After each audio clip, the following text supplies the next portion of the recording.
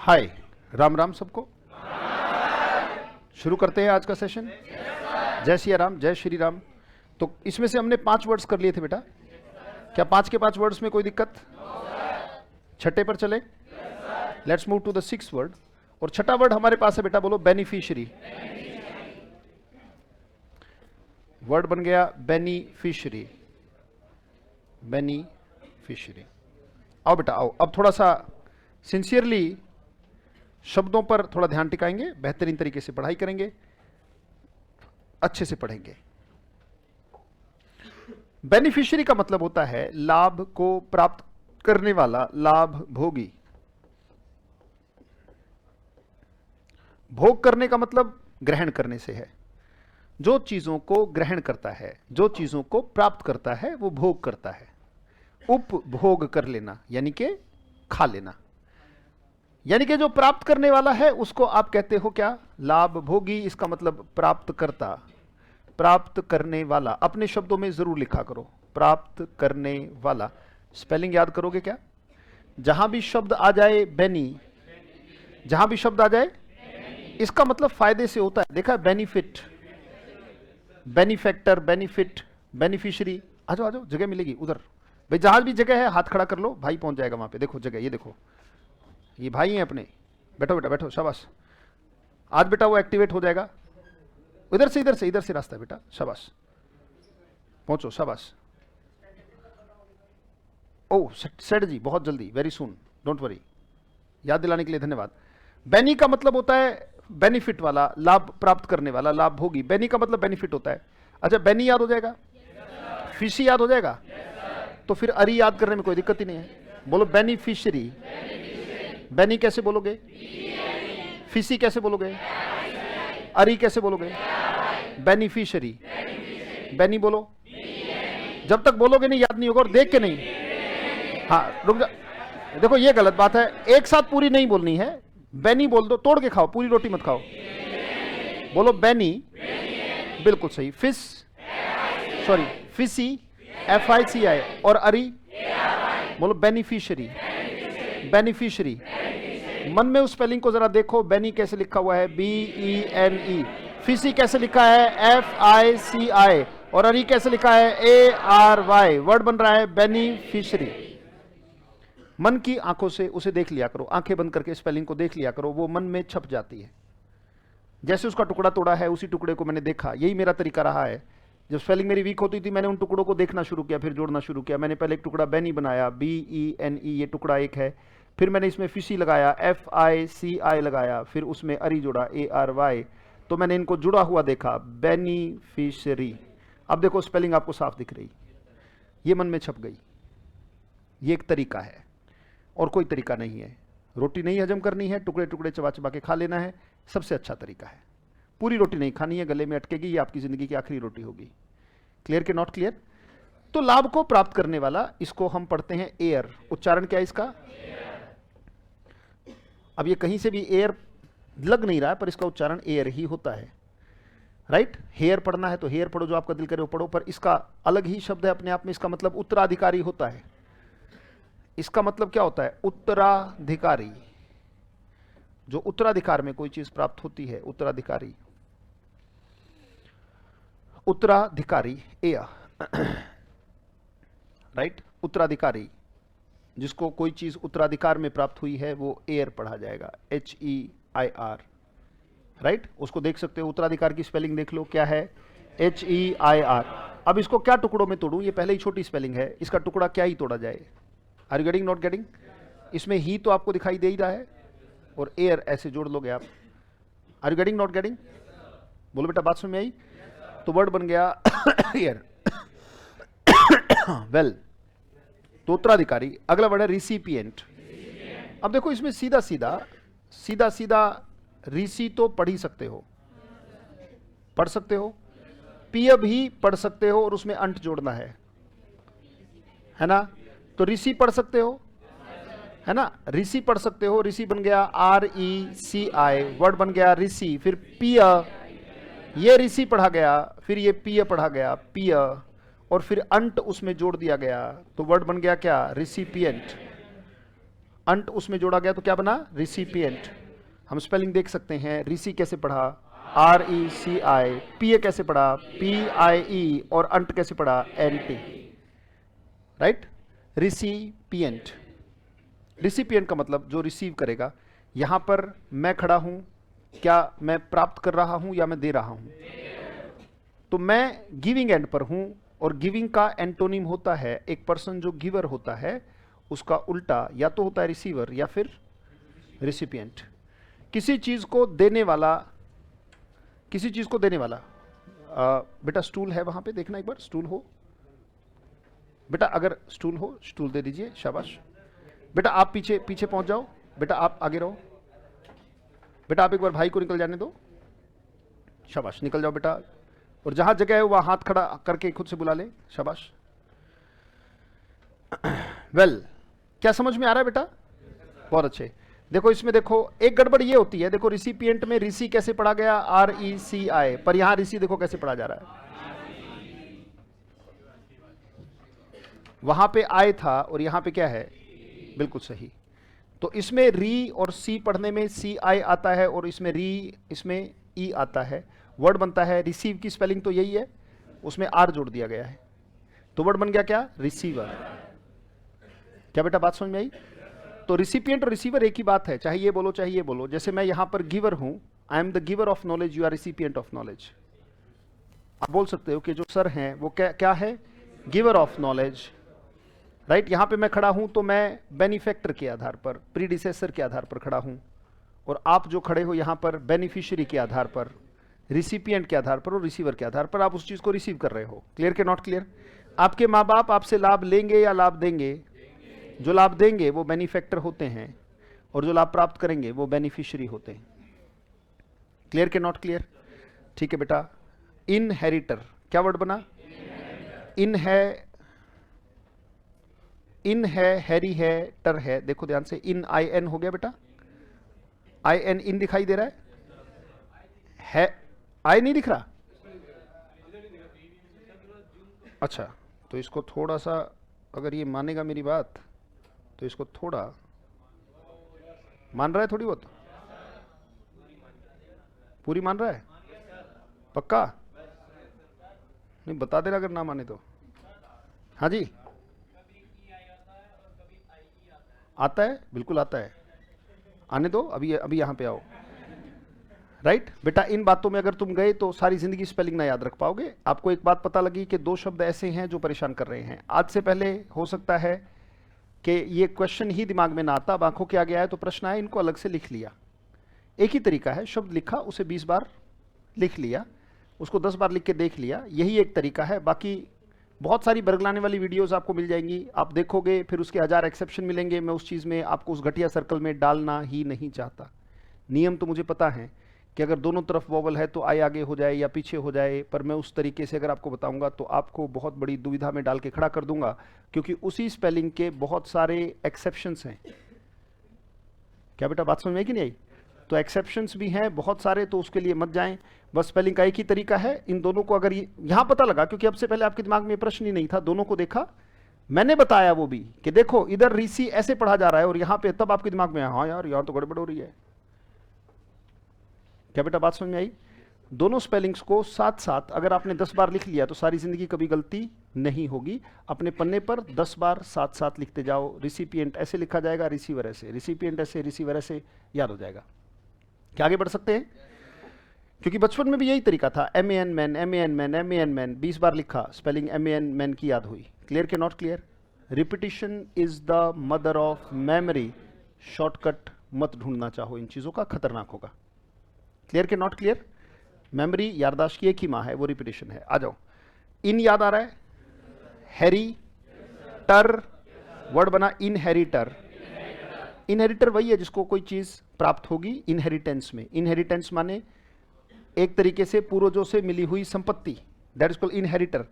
Statement लेते हैं, देखो मैं अपने लिए लिखता हूं, आप अपने लिए लिख लो। शब्द बड़ा, वाक्य बड़ा गजब का। आई एम, बोलो, beneficiary and God is benefactor.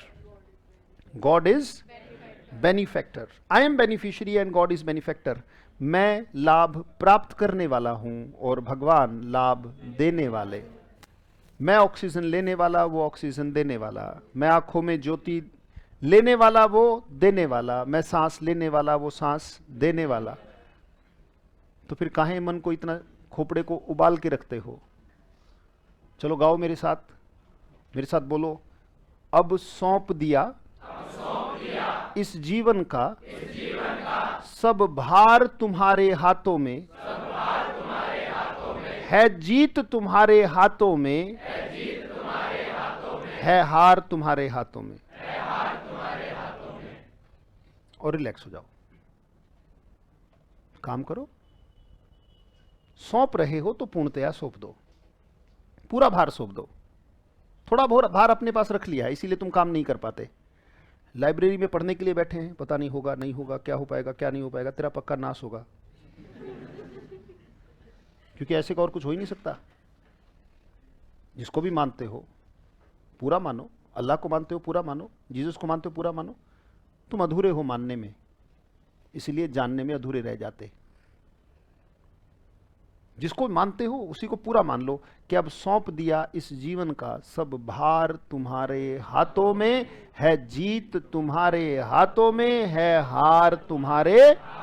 और जब तुम्हारे हाथों से कोई चीज आ रही है तो मैं स्वीकार करता हूं, क्योंकि जब तुम्हारे हाथों से ऑक्सीजन आ रही थी तो मैंने कहा चाहिए।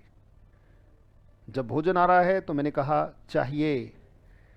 जब पैसा आ रहा है तो मैं कह रहा हूं चाहिए। सम्मान आ रहा है तो मैं कह रहा हूं चाहिए। ये थोड़ी है। तो जब ये सारी चीजें चाहिए तो क्या पता जब तुम्हारे हाथों से हार ही आ रही है तो नहीं चाहिए कहने वाला मैं कौन? Are you getting not getting? अगर हार भी आ रही है तो कोई बात नहीं, वो भी चाहिए, शायद मेरी परिपक्वता के लिए बहुत जरूरी है, नहीं तो मैं मैच्योर्ड ना हो पाता। जिस बच्चे को गोदी में ही रखा जाए अपने पैरों से नहीं चल पाएगा। क्लियर के नॉट क्लियर? तो शायद तू चाहता था कि मैं लड़खड़ाऊं, मैं गिरूं, मैं गलतियां करूं, मैं मुंह के बल गिरूं, मैं कमर के बल गिरूं, मैं साइड से गिरूं, मैं दाएं से गिरूं। जब बॉडी हर एंगल से गिर जाती है तब ये खड़ा होना सीखती है। जो बॉडी गिरती नहीं वो खड़ी, ये खड़ी ही इसलिए है। क्यों आदमी दो पैरों पर खड़ा हो पाया, बाकी सारे जानवर चार पैर पर चलते? क्योंकि इसने गिरने से हार नहीं मानी। ये गिरता हर एंगल से गिरा, पर इसने खड़े होने की लगन में कोई कमी नहीं आने दी। आप भी एग्जाम में एक दिन खड़े हो जाओगे, दाएं से भी गिरोगे, बाएं से भी गिरोगे, मुंह के बल गिरोगे, थूथड़ी लगेगी, थूथड़ी फूटेगी, पर जब तक मुंह में दांत है, पेट में आत है, प्रयास करते रहो। क्लियर के नॉट क्लियर? बड़े आगे? बिल्कुल सही बात है। I am beneficiary and God is benefactor. बात समझ में आ रही है? वाक्य बड़ा गजब का। लिख लिया करो, ऐसे ऐसे शब्द बहुत फायदा देंगे आपको। कब? जब आप फेल होने के बाद नोटबुक रिवाइज करोगे। सर फेल होने के बाद नोटबुक रिवाइज करोगे? हाँ, क्यों नहीं करोगे? क्या पता, जरूरी थोड़ी है पहली बार में तुम धुआं उठा दोगे, आग लगा दोगे। क्योंकि आपको तैयारी करते हुए अगर 2 महीने 3 महीने 4 महीने हुए, कुछ ऐसे भी तो हैं जो 1.5 साल 2 साल से कर रहे हैं। क्या बेटा बात समझ में आई? प्रकृति भेदभाव नहीं करती। वो थोड़ा सा लाइन में आपसे आगे जा चुके हैं तो पहले चले जाएंगे अंदर। इसका मतलब ये नहीं कि आपके लिए दरवाजे बंद हैं। Are you getting not getting? और लाइन काटना अलाउड नहीं है, लाइन ही पहुंचेगी। पर जो मेहनत नहीं करेगा वो तो हर दिन पीछे ही जा रहा है, आगे थोड़ी जा रहा है। और कई बार मेहनत में इतनी कर दूंगा, क्या पता मेरा नंबर इसी बार हो। मेहनत के ऊपर बात है, पर ज्यादा फल की इच्छा करोगे डिप्रेशन में जाओगे। अब सौंप दिया इस जीवन का सब भार तुम्हारे हाथों में, है जीत तुम्हारे हाथों में, है हार तुम्हारे हाथों में। तो मेरे हिस्से तो बस हल्के मन से काम करना बनता है, तो काम करता चला जाऊंगा। काम करते चले जाओ, वो नहीं रुकना चाहिए। क्लियर के नॉट क्लियर? आ जाते हैं, वर्ड है बायनियल। बोलो बाय कैसे पढ़ोगे? एन कैसे पढ़ोगे? नियल कैसे पढ़ोगे? बायनियल। बोलो बायनियल। 2 साल में एक बार होने वाला, 2 साल में एक बार होने वाला वो बायनियल है। ये 2020 वर्ल्ड कप शायद 2 साल में एक बार होता, तो T20 वर्ल्ड कप से इसको याद कर सकते हो आप। ये जो T20 वर्ल्ड कप का जो इवेंट है is a fill in the blank event. ये T20 जो है ये fill in the blank event है। फिल इन द ब्लैंक में क्या भर सकते हो? बाइनियल ही भर सकते हो। यस और नो? हर 2 साल में एक बार होने वाला, कोई 2 साल में एक बार कोई चीज होती उसको हम कहते हैं क्या? अगर साल में एक बार होती है तो एनुअल है, उसको हम एनुअल कह देते हैं। यस और नो? तो एनुअल नहीं है, वो बाइनियल है। क्लियर के नॉट क्लियर? ये जो बाय है इसका मतलब 2 होता है, 2 है ना? ठीक है। Happening once every 2 year. यहां पे देखो द प्रीवियस, आवाज तुम्हारी खत्म है, अब ठीक है। The previous biennial function was a great success. वाक्य को बोलने वाला ये कह रहा है कि जो पिछला बाइनियल फंक्शन हुआ, जो 2 साल में एक बार होता है, ये बहुत बड़ी सफलता थी। Was a great success. क्या ये बात समझ में आई? आगे बढ़ सकते हैं। वाक्य जरूर लिख लिया करो, राइट? साथ साथ लिख लिया करो। लिख लिया क्या? लिखो लिखो।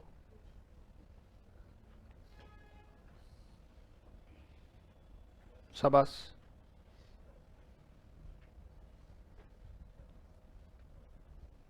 अपना डंडा तैयार है, मंगाता हूं। कॉपी चेक होगी तो होगी, राइट?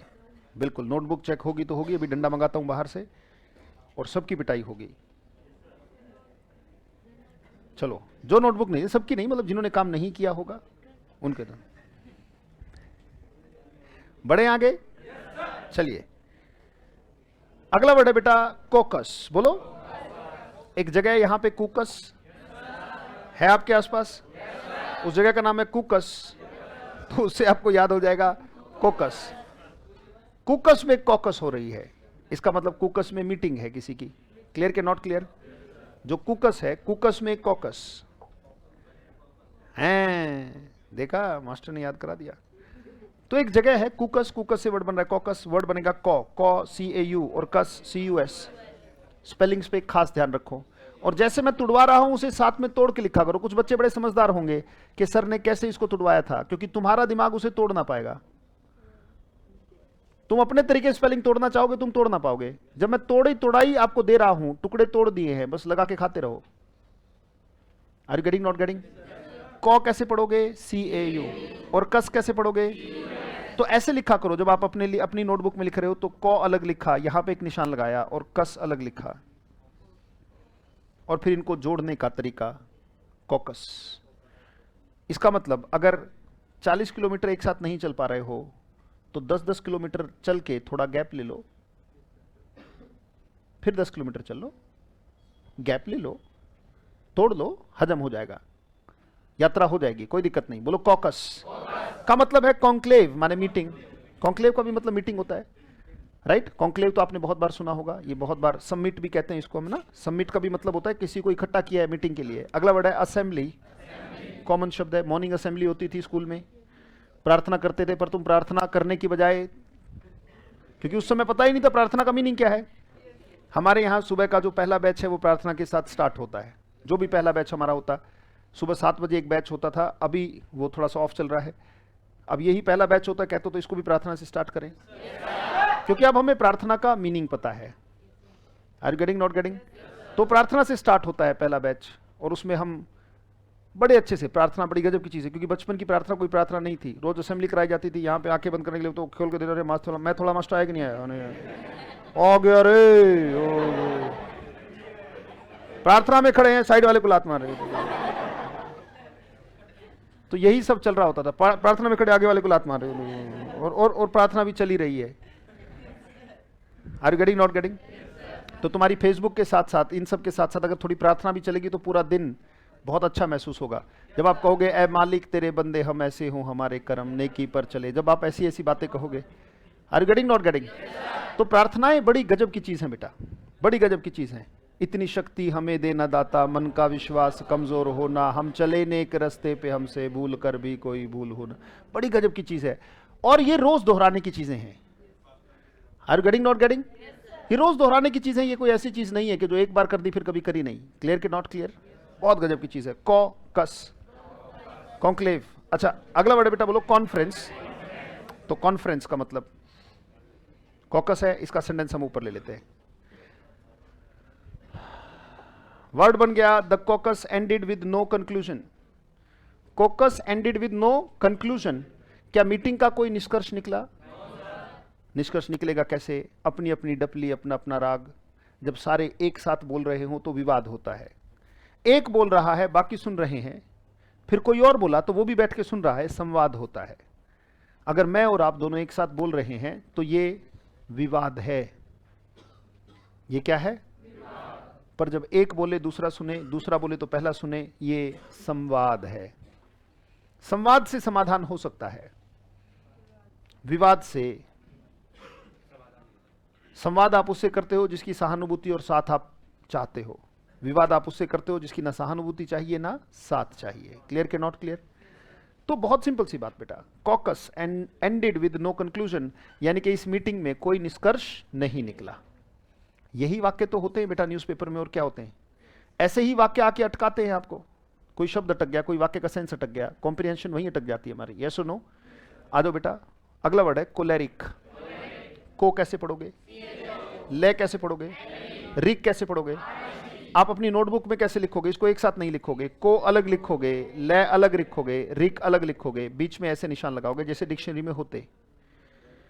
डिक्शनरी में भी ऐसे ही होते हैं। डिक्शनरी में एक साफ इंडिकेशन होती है कि तोड़ लो, सीधा तुम्हें याद नहीं होगा। ऑक्सफोर्ड डिक्शनरी पढ़ना, तोड़ देते हैं वो स्पेलिंग को।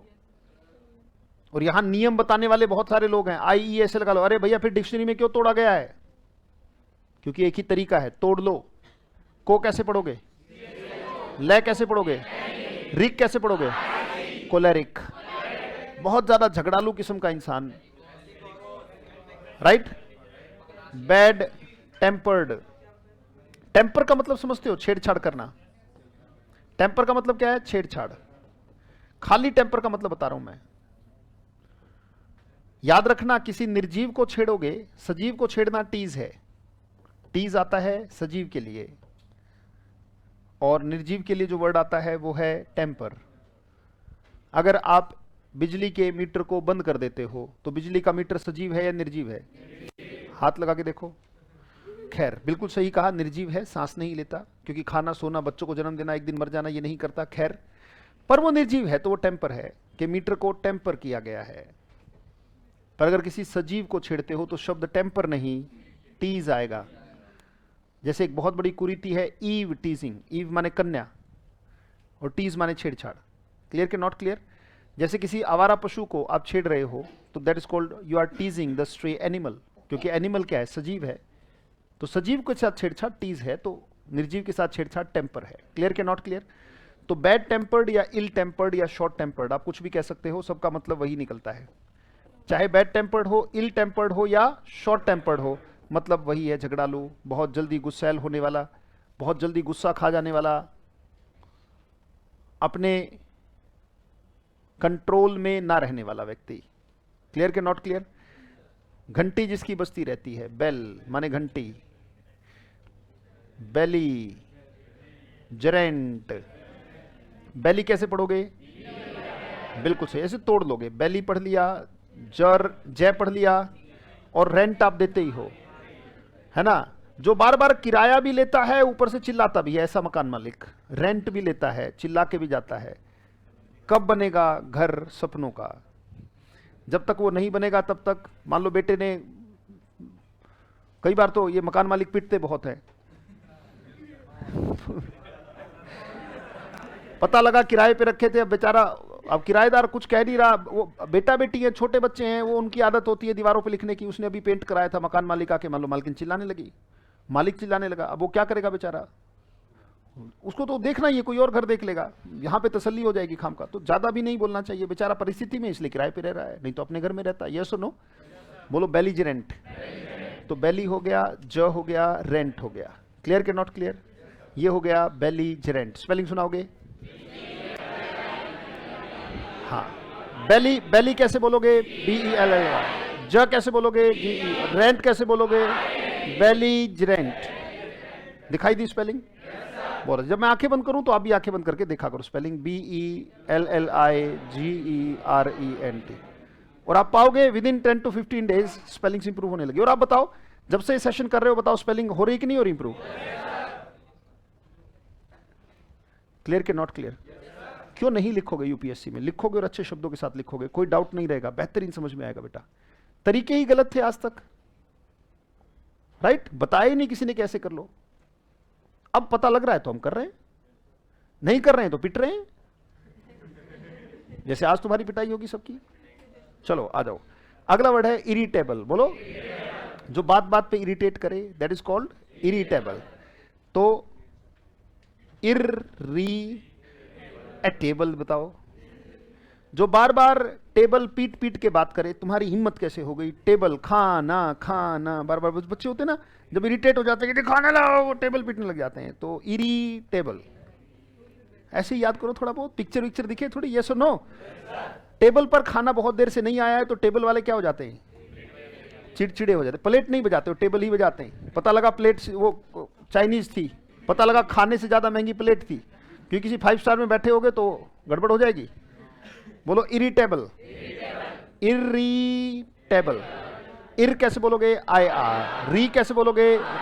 Table, irritable. देखो याद हो गई, बोलो ना, है बेटा? बेलिकोस है, कैंटेंक्रस है, पग्नाशियस है, टेस्टी है, मारो ना गोली, ये भी कोई शब्द है, छोड़ो उनको। ये देखो इरिटेबल। इतना भारी क्यों बना रहे हो? जितने हैं उतने ही हो जाने दो, है कि नहीं? समझ रहे हो ना मैं क्या कह रहा हूं? वो सही है, वो सब ठीक है। बोलो गुड नेचर्ड।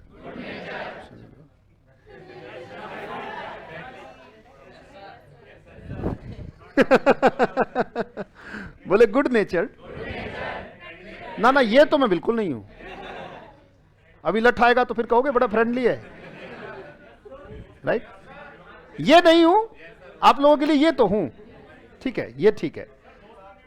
हाँ ये बात वो तो घुसे मुंह के लात चलते और फिर जब तुम्हारे अगले दिन तुम्हारी जेब में 10 रुपए मिलते हैं, मैंने कहा दोस्त है यार, क्योंकि चीज भी तो खानी है। अपनी इतनी थी बचपन में, इतनी थी, आजकल बड़ी हो गई है क्योंकि तुम्हारा घमंड बड़ा हो गया। बचपन में तो सामने वाले के पास 10 रुपए दिखे नहीं कि बड़ी से बड़ी दुश्मनी भूल गए हम, बस उसके बाद 10 रुपए दिख जाए चीजी खाने के लिए। और आजकल तो भाई साहब 2 गज जमीन के लिए सगे भाई को 2 गज जमीन के नीचे।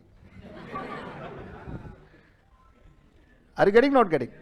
आओ बोलो द कोलेरिक क्राउड। ये कैसा क्राउड रहा होगा भाई? ये आप जैसा बिल्कुल नहीं है। आप तो देखो कितने गुड नेचर्ड क्राउड है, ये देखो कितना अच्छा, सारे कैसे एडजस्ट कर जाते हैं, सारे आए जा रहे हैं, बैठे जा रहे हैं, बढ़े जा रहे हैं, चुपचाप पड़े जा रहे हैं, बिल्कुल भी कोलेरिक नहीं है। कैसे हैं? गुड नेचर्ड है, फ्रेंडली है, यस ना? बड़े अच्छे बच्चे हैं, देखो बिल्कुल सही। ये कैसा क्राउड है? Choleric crowd. ये बड़ा उग्र है, गुस्सैल है, यस नो? क्लियर के नॉट क्लियर? जैसे बारात वालों को खाना ना मिले, वैसे तो वो थोड़ा फ्रेंडली होते हैं, गुड नेचर्ड होते हैं, पर बारात वालों को खाना ना मिले, एक तो वो 2 घंटे से कूदते आ रहे हैं, कूद कूद के वैसे हालत खराब है, यस और नो? और जो पी के आए उन्हें पकोड़े चाहिए।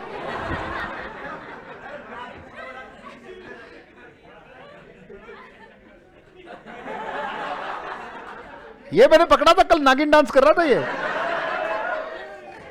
नागिन बना हुआ तो जेंडर का भी ध्यान नहीं था इसको, नाग ही बन लेता। सैलरी जब आएगी तब आएगी, खुश आज ही रहो। क्या पता कोई निकला है आज आपके नाम का गड्डी लेके, खुश रहा करो। बोलो the choleric crowd pelted stone. Pelted stone इसका मतलब पथराव करना, पथराव करना। ऐसे खुशी खुशी पढ़ते रहा करो, ज्यादा पढ़ने का और मन करेगा। The choleric crowd pelted stones on the vehicles, इसका मतलब पथराव कर दिया व्हीकल्स के ऊपर। क्राउड ने क्या किया? Pelted stones on the vehicles, right? Vehicles के ऊपर पथराव कर दिया। जैसे जो निहंग सिख होते हैं, मेरे एक स्टूडेंट हैं, चंडीगढ़ पुलिस में अधिकारी हैं, तो उनकी पूरी टीम के ऊपर वहाँ पर जैसे खालिस्तानी बहुत एक्टिवेटेड हैं, तो खालिस्तानी प्रदर्शन वगैरह कर रहे हैं और सरकार की सपोर्ट के बिना कुछ नहीं होता। इतने बड़े अधिकारी होने के बाद पुलिस में उनके पुलिस वालों को वहीं पे मतलब मारा गया, पीटा गया, काटा गया, और देखो न्यूज़ में कहीं न्यूज़ नहीं है। और मैं अगर अभी फ़ोन मिला के स्पीकर होल्ड करूँगा ना तो आपको सत्य पता लग जाएगा। बहुत सारी चीजें देखो हो जाती हैं, पर ना तो बीजेपी ने दिखाया, ना कांग्रेस ने दिखाया, ना आम आदमी पार्टी ने दिखाया, सरकार आम आदमी पार्टी की है। इसका मतलब तुम क्या समझते हो? आप इसका मतलब समझाओ, जो तुम लड़ते हो ना बीजेपी कांग्रेस और आम आदमी पार्टी के समर्थक बनके, ये घटना घटित भी हो गई और बहुत बड़ी घटना है। आपको क्या लगता है वो पुलिस वाले किसके लिए खड़े थे? वो हमारे लिए खड़े थे, क्योंकि खालिस्तान की डिमांड के लिए प्रदर्शन हो रहा है। वहां पे पुलिस वालों को मारा गया, काटा गया तलवारों से, ठीक है, सामने ही व्हीकल्स को तोड़ा गया, उनमें आग लगाई गई, और अधिकारी की तरफ अटैक करने के लिए तब आए तो वहां पर दो सरदार जो भाई थे, तो उन्होंने किसी तरीके से चीज़ों को मैनेज किया, क्योंकि मतलब एक तरीके से मेजोरिटी को सपोर्ट करती है, यस और नो? तो इससे आप क्या समझते हो? पॉलिटिक्स का कौन सा चेहरा? अब देखो, ना तो बीजेपी ने इस मुद्दे को उछाला है, ना कांग्रेस में ने ये बात उछाली है, ना आम आदमी पार्टी ने। आम आदमी पार्टी की तो सरकार ही है। आप मुझे सिर्फ इतना बता दो कि आप इस घटना से क्या समझते हो? क्या मैं मानूं कि अब आपको ये बात समझ में आ रही है कि तुम ये सब फालतू छोड़ दो, अपना काम कर लो, जीवन में आपका कर्म प्रधान जीवन है, अपने कर्म पे थोड़ा सा ध्यान ज्यादा दो? Are you getting, not getting? क्योंकि ये बात क्या वाकई में आनी चाहिए थी? सोचो, उस चौकी के इंचार्ज आप हो और आपके सामने आप ही के पुलिस वालों को काटा जा रहा है और आप ही की गाड़ियों में आग लगाया जा रहा है, जो कि एक सरकारी संपत्ति है, उनको तोड़ दिया गया है कंप्लीटली, और कानून और प्रशासन की इससे बुरी अवस्था और क्या हो सकती है, और उसके बावजूद तुम्हें कोई कार्रवाई करने के लिए मना किया गया है। Are you getting, not getting? तुम्हें कोई कार्रवाई करने से साफ, इसका मतलब वर्दी होने के बाद भी अगर हाथ बंधा रह जाता है और उसके बावजूद कोई आवाज नहीं उठाता है, ना तो कोई बीजेपी, ना तो कोई कांग्रेस, ना तो आम आदमी पार्टी, ना कोई और, इस बात से अगर कुछ समझ में आता हो तो आपस में ये फालतू की बातें रहने दिया करो। साथ वाले बैठे व्यक्ति से इसलिए रिश्ता खराब कर लेना कि वो किसी पार्टी को सपोर्ट करता है, तुम्हारी सबसे बड़ी मूर्खता है। साथ वाले बैठे व्यक्ति से इसलिए रिश्ता खराब कर लेना कि वो किसी पार्टी का विरोधी है, तुम्हारी सबसे बड़ी मूर्खता है, क्योंकि वो साथ वाला तुम्हारे काम आ सकता था। कितने साल तुम्हारे साथ बैठकर, और ये अधिकारी बनेगा, तुम भी अधिकारी बनोगे, डिपार्टमेंट से दूसरा आगे कभी बिजनेस अगर स्टार्ट करना होगा तो तुम्हारी शिक्षा एक जैसी है, तुम्हारा बाप एक जैसा है एक तरीके से शिक्षा के मामले में, तो कहीं ना कहीं वो शिक्षाएं तुम्हारे ब्रेन में एक जैसी काम करेंगी। तो यहां से जो बिजनेस पार्टनर्स निकलेंगे, मैं वादा करता हूं कि धोखेबाज नहीं होंगे। कल को, आज से 10 साल बाद जब तुम्हें बिजनेस स्टार्ट करना होगा, पर तुम्हारे अंदर इतना मिलनसारिता होनी चाहिए कि तुम इन सारे इस भेदभाव को भुलाकर कम से कम साथ वाले से अच्छे से बिहेव करो, उसके धर्म को, जाति को, पंथ को एक तरफ रखते हुए बेहतरीन तरीके से उससे बात करो। क्या बात समझ में आ रही बेटा? ये बहुत बड़ी घटना थी, इसलिए मैंने थोड़ा समय ले लिया, समय जरूरी था लेना, क्योंकि कई बार आपकी कट्टर मानसिकता सामने वाले की वैल्यू को इतना गिरा देती है कि तुम्हारे लिए कोई पार्टी इतनी इंपॉर्टेंट हो गई कि आप सामने वाले व्यक्ति की वैल्यू ही नहीं जानते। बहस में कोई जीतता नहीं, हार ही होती है। अगर तुम बहस में जीत जाते हो तो तुम व्यक्ति को हार जाते हो, और अगर तुम बहस में हार जाते हो तो तुम अपना आत्मविश्वास हार जाते हो। तो बहस में पड़ते ही क्यों हो? अगर तुम बहस में जीत जाते हो तो सामने वाला तुमसे कभी बात नहीं करेगा, तुमने व्यक्ति खो दिया। और अगर तुम बहस में हार गए, तुम हार गए, तो तुम आत्मविश्वास हार गए, तुमने आत्मविश्वास खो दिया। दोनों कंडीशन में तुमने खोया।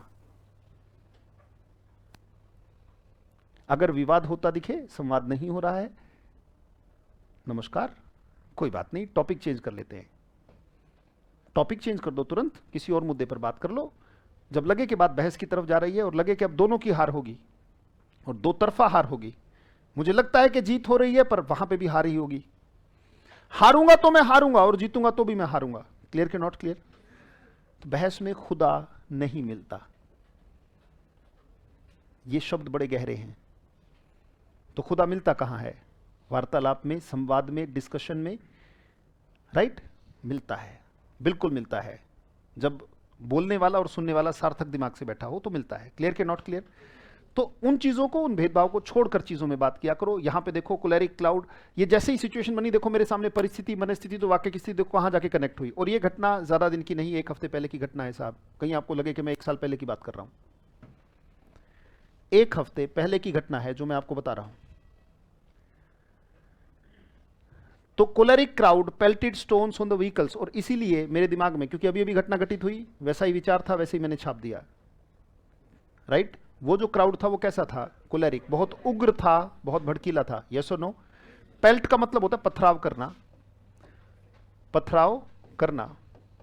पेल्टेड स्टोन्स ऑन द व्हीकल्स। क्या ये बात समझ में आई बेटा? 10वां और आज का आखिरी शब्द हमारा रहेगा साइटेशन का मतलब होता है नाम लेना, नाम लेना।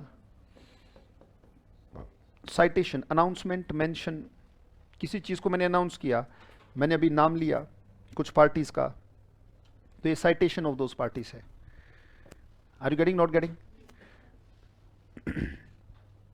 साइटेशन का मतलब नाम लेना, अनाउंसमेंट, मेंशन कॉमन शब्द है, साइटेशन अच्छा शब्द है। अनाउंसमेंट तो आप जानते हो, मेंशन आप जानते हो। जैसे मैंने कहा ये कौन बोला, आपने कहा धर्मेंद्र, तो आपने धर्मेंद्र के नाम को साइटेशन दिया, जो कि अपने घर पे है, उसको यहां बताया कि ये तो उसने बोला। साइटेशन का मतलब नाम लेना। बोलोगे मेरे साथ, बोलो द साइटेशन। साइटेशन याद हो जाएगा? साई कैसे पढ़ोगे? टेट नहीं, टे पढ़ लो, टे है ना। शन तो TION से ही होता है ना। करप्शन है, पोल्यूशन है, उसमें तो TION होता ही है। तो शन कैसे पढ़ा जा रहा है इसमें? TION। तो साई कैसे पढ़ा? CI। टे, शन, TION से शन पढ़ा जा रहा है। जैसे करप्शन में भी पढ़ा जाता है, पोल्यूशन में भी पढ़ा जाता है, तो यहां भी पढ़ा जा रहा है, क्या दिक्कत है? तो यहां पे शन का साउंड क्या है? TION। बोलो साइटेशन। साइटेशन, किसी का नाम लेना वो साइटेशन है, राइट? किसी का नाम लेना क्या है? साइटेशन है।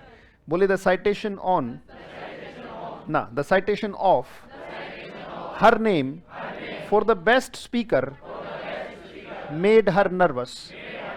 वैसे तो नर्वस नहीं हुई, बढ़िया परफॉर्मेंस दी उसने, वक्ता अच्छी है, बेहतरीन बोल के गई, पर जब देखा कि इस प्रतियोगिता को वही जीत गई, ये नर्वस कर गया। ये गजब है, ये है कर्मों की प्रकाष्ठा। कर्म करते हुए कोई बेचैनी नहीं हुई, और जब सफलता हुई, सफलता होने के बाद नर्वस हो गई। इसका मतलब ये कि ये महिला या ये लड़की या ये जो भी स्पीकर थी, ये घमंडी नहीं थी। ये कहती है ये कैसा प्रसाद मुझ पर बरसा, तो इसमें सफलता को भी प्रसाद कहा जा रहा है। ये कैसा आशीर्वाद मुझ पर बरसा, मैं तो अपने आप को इतनी लायक मानती ही नहीं थी कि मैं ये डिजर्व करूं। Are you getting, not getting? इसका मतलब जब उसने ये देखा कि प्रतियोगिता में उसने कर्म जबरदस्त, जिस दिन सफल हो जाओ उस दिन थोड़ी आंखों में 2 आंसू आ ही जाने चाहिए आपके, कृतज्ञता के, धन्यवाद के, राइट? कि ये बेहतरीन हुआ। नहीं तो घमंड हावी हो जाएगा, मैंने किया, मैंने करके दिखाया। ऐसा व्यक्ति किसी काम का नहीं होता। क्लियर के not clear? The citation of her name, जब उसका नाम लिया गया, किसके लिए? For the best speaker made her nervous, और फिर वो नर्वस हो गई, जबकि अच्छी स्पीकिंग वो करके जा चुकी है, पर उसके बाद जब लगा अवार्ड लेने के लिए तो मेड हर नर्वस। फल मिल चुका है और फल मिलने के बाद आप नर्वस हुए। ये प्रकाष्ठा है कर्मों की। कितनी बार होता है कि गोल्ड मेडल लेते हुए ओलंपिक जो प्लेयर्स हैं वो रोने लग जाते हैं, देखा आपने? ओलंपिक के मेडल के बार बार चूमेंगे और आंखों से लगातार आंसू टपकते रहेंगे। Are you getting, not getting? तो ये क्या दिखा रहा है? ये कह रहा है कि कर्मों की प्रकाष्ठा बड़ी गजब की थी। कर्मों में कोई डर नहीं लगा। जब आपके साथ उल्टा है, आपको कर्मों में डर लगता, आपको कर्मों में डर लगता है। हाय मेरा क्या होगा, नाश होगा, और क्या होगा? तो इतनी टेंशन लेके बैठा है, वो काम होगा ही नहीं उससे। बटा 2 काम करेगा, बटा 3, बटा 4, क्या पता कहां कहां खोपड़ा जा रहा है। ये सुनो, काम पूरा करो, बाकी सब छोड़ दो। बोले do your best, forget the rest. तो आज के लिए इतना ही, मिलते हैं आपसे अगली क्लास में। बहुत बहुत धन्यवाद। Thank you, thanks a lot.